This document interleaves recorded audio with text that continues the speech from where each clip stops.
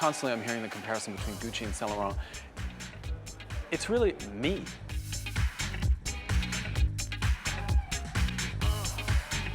Do you wear underwear? And if so, are they Gucci? You know, I'm wearing underwear today because I'm wearing my favorite jeans, and they're ripped, and the whole crotch is completely ripped out of them. And I was at a meeting not so long ago, and someone said to me, Tom, you need to wear underwear. And I said, what are you talking about? And I don't want to give up wearing these jeans. They're my favorite jeans. And are they Gucci underwear or Saint Laurent underwear? Actually, they're neither. Have you always been this focused? Do you know when you were like at age of 4, that's what you wanted to be? I'm a nightmare. I've always been this focused. But I change it often, you know. I thought I wanted to be this, and then I changed my mind. I want to be that. But whenever I go after something, you know, I go after it.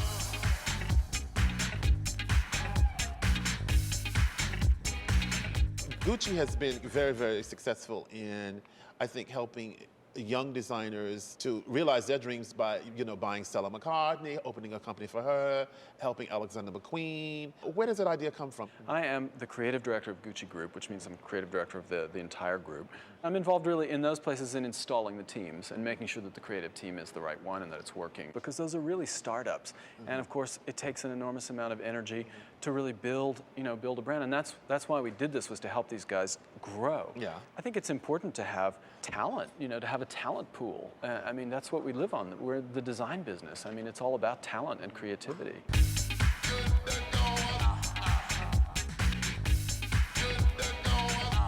How do you feel about the lack of personal style in Hollywood today, and the whole reign of terror of the Hollywood style divas or divos who have absolutely, in my opinion, destroyed what used to be great moments at a Hollywood event of the year, the Oscars? Well, the idea of someone coming and saying, you should look like this, your hair should look like that, that I don't get. But there are a few actresses who do really have amazing personal style. Our friend Renee Zellweger is one. We were just talking about that. Great personal style. But she was one of the few. And it was vintage, and she did pay for it. Why is the fashion world in general so obsessed with youth? Well, you're selling an image to someone, and a lot of people don't want to always accept what they are.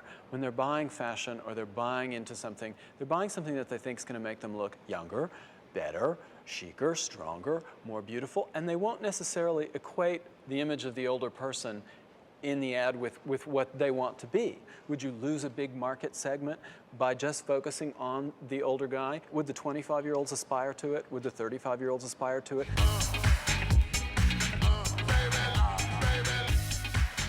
What kind of way is the Gucci man's wardrobe, which is totally different this fall from what I've seen? It's a little more casual. It is. It's a little more laid-back Malibu. Looser, more relaxed. I think right now, to look too perfect is really the kiss of death. I think one thing you have on has to be totally destroyed, in a sense. It's like your jeans. Like my jeans, my shirt, even. I mean, you know, it's like. But it's perfectly destroyed. That shirt has no holes in it. No, it doesn't, but my jeans do. But I've had this shirt on for about 2 weeks. Yeah. It's washed, of course.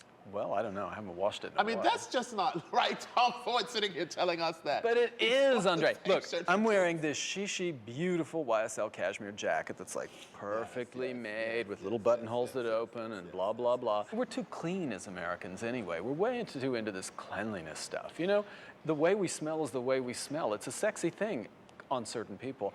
You know, you're not filming me, are you? Slightly. You can't film me because I'm absolutely shocked at what you're saying. No, but I mean it. You know, Europeans have understood this for a long time. Even the food. One reason the food is even better in Europe is it still is in touch with the earth. Yeah, you know, cheese. The cheese is in Europe. In America, we're too hung up on this sort of like sterility.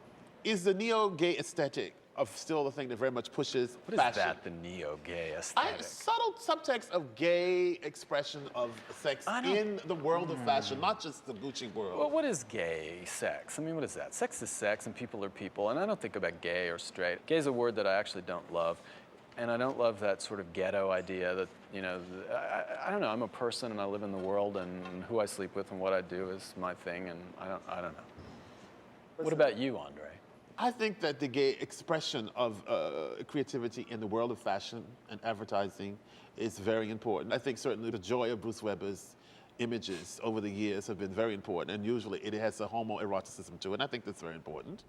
Now, whose watch is that you're wearing? That doesn't look like a Gucci watch. It's not. Oh. And we're not going in. Is that a Christmas present? You know, it is. I went to buy a Christmas present for Richard, who I live And with. he didn't like it, and so you... No, I had to buy one for myself, too, so that's bad. But see, you've designed everything from watches to condom cases, which are remarkable, to sanitary hygienic cases for women at Gucci. So when are you going to design Gucci condoms? Will they come in? Gucci condoms. You know, there's certain products that need a level of technical expertise which is not our strength. I think condoms, I think you should rely on a good professional brand. Okay. And just get the Gucci condom case for it. Exactly. But what would you think, if you haven't thought about it, that you would like to be on the epitaph on your grave marker or your tombstone? You know, I don't think a lot about my epitaph.